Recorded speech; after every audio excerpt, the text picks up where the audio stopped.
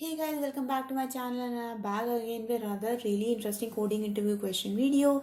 As you can see on my screen guys, today we are going to solve question number 153 of Leetcode called find minimum in a rotated sorted array. Before I start with the video guys, very quickly, if you have not yet subscribed to my channel, please do subscribe and hit the bell icon for future notifications of such programming and coding related videos. Let's get started with the problem statement now. The problem statement is pretty straightforward guys. So we are given a sorted array here, basically this array 0 to 7 for example, and we are sorting this we are rotating this array n number of times. So for example, if we rotate this array 4 times, we come out with this array, the resultant array. If we rotate it 7 times, it becomes the same array as original. But the point is that the array given to us is a rotated sorted array and we want to find out the minimum element inside this array, right? The given to us is that all the elements inside this array are unique, so there are no duplicate elements, and we must write an algorithm that runs in order of log n time to find out the minimum element in a rotated sorted array.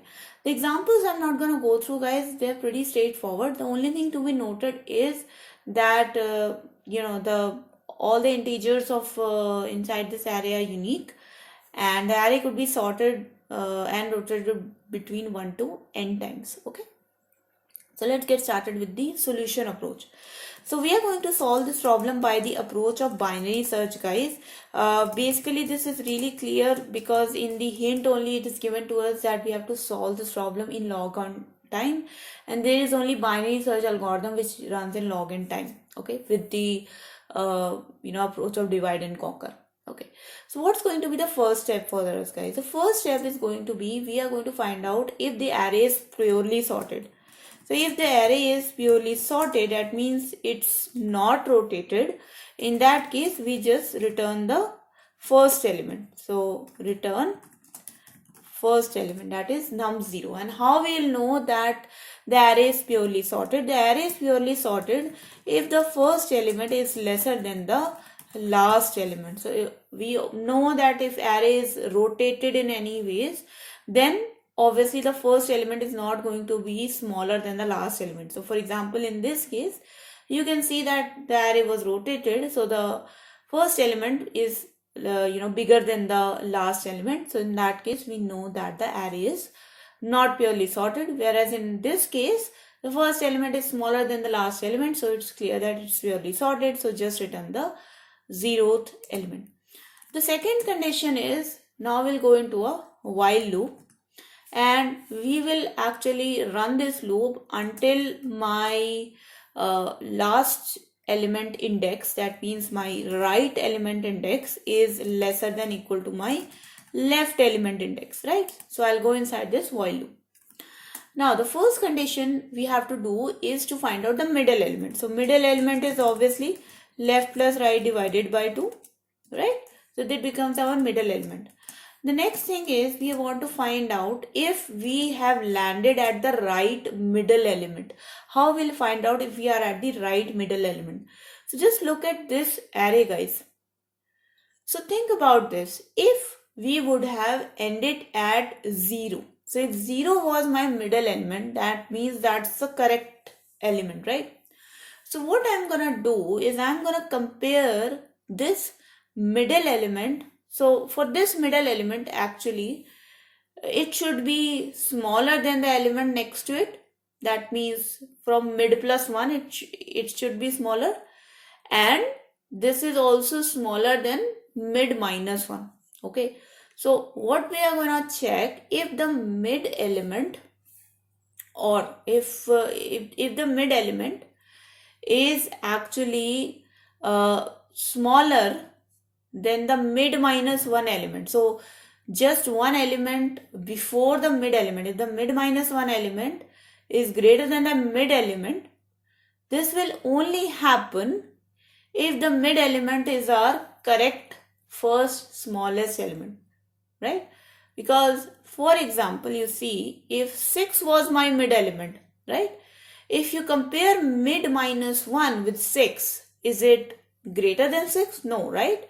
So because 5 is smaller than 6, it definitely means that 6 is not our right element. So first we'll compare if mid minus 1 element, if that element is greater than the mid element.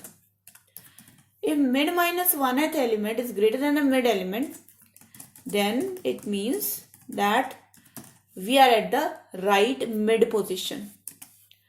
Another case is if mid plus 1 element. So for example, if we landed at 7, right?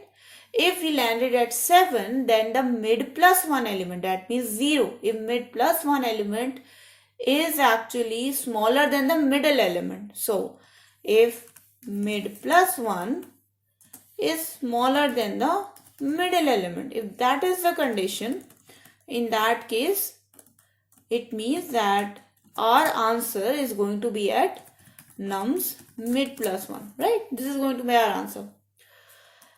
Otherwise, if any of these conditions is not true, that means we neither landed on the smallest element, neither we landed at the largest element. So my mid was never in the smallest position or in the smallest number position or in the largest number position.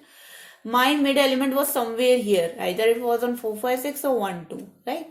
So in that case, we just have to find out if the middle element is greater than the right element. That means if the middle element is greater than the rightmost element, what does that mean? If the middle element is greater than the rightmost element, that means, for example, if 6 is greater than the rightmost element, that means that my smallest element actually lies in this half, in the right half. So what I will do?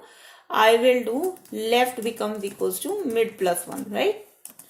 Else condition, my answer lies in the right half. So to make it to the right half, I'll do right becomes equals to mid minus 1, right?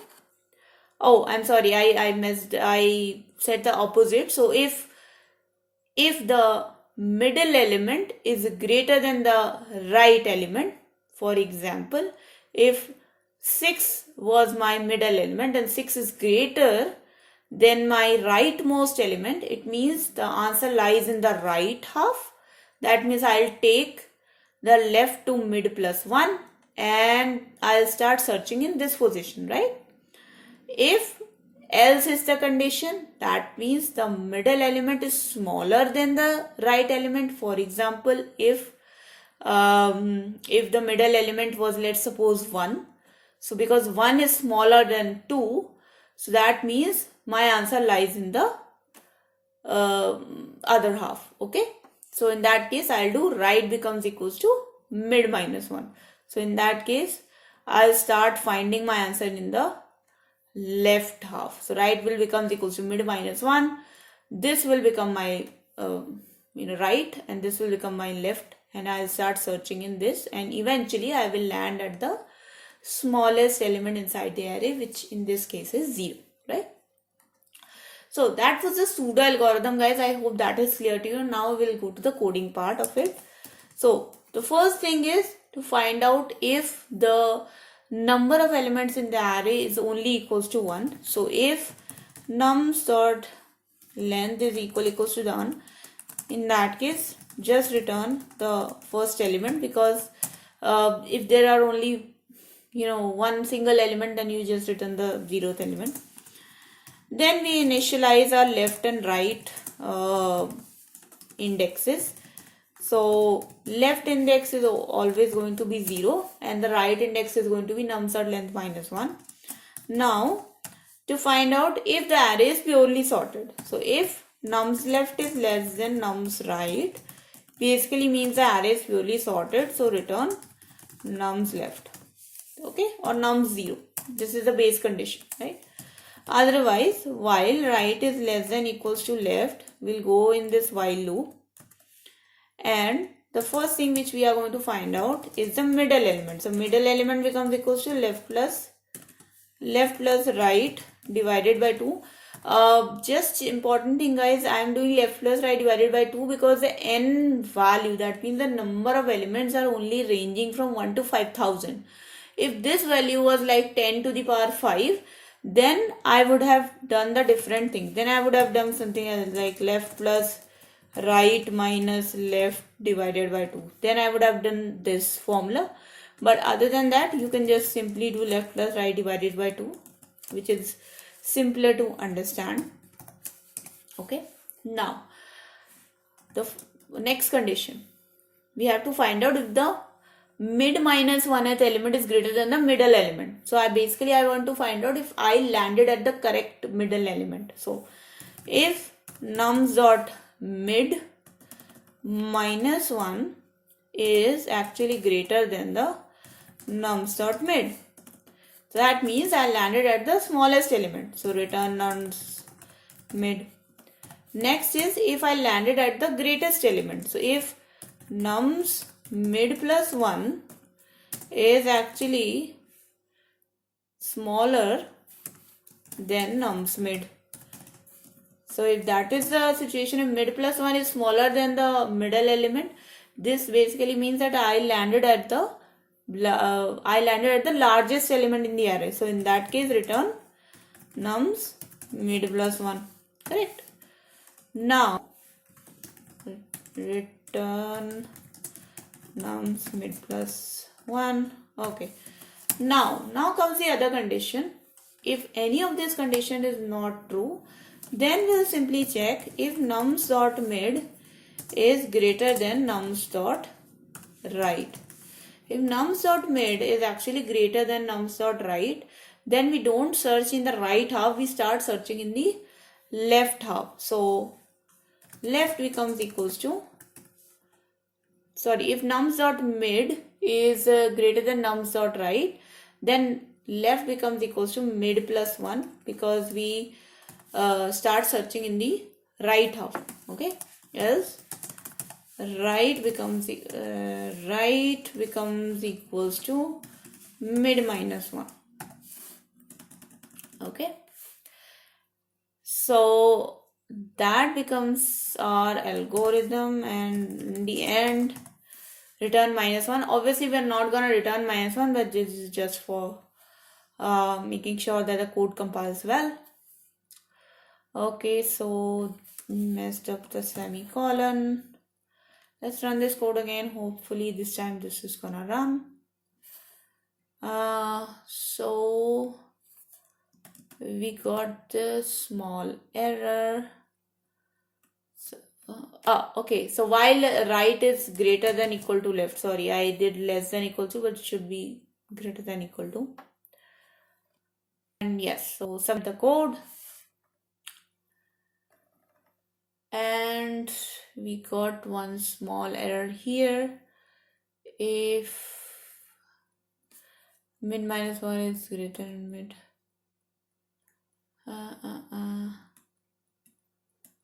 Okay, so because this should be actually the second condition. So let's try this one now. Okay, so yes guys, we have to do the mid minus 1 condition after the mid plus 1 condition, because the mid element definitely could be 0, and if you do mid minus 1, then that can lead to an array index out of bound exception.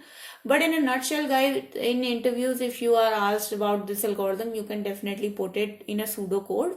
However, if you want to run it, then make sure that the mid plus 1 is always first rather than the mid minus 1, because you can have a mid element with the value 0.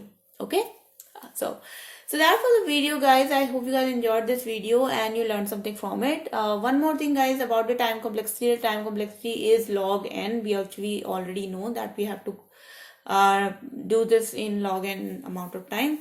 So again guys, if you like this video, then please do hit the like button, share it with your friends as well. If you have not yet subscribed to my channel, hit the bell icon for future notifications. Write down in the comment section below anything you want to say to me. I make your videos almost every single day from Monday to Friday, so I'll see you guys in the next video. Until then, take care and bye bye.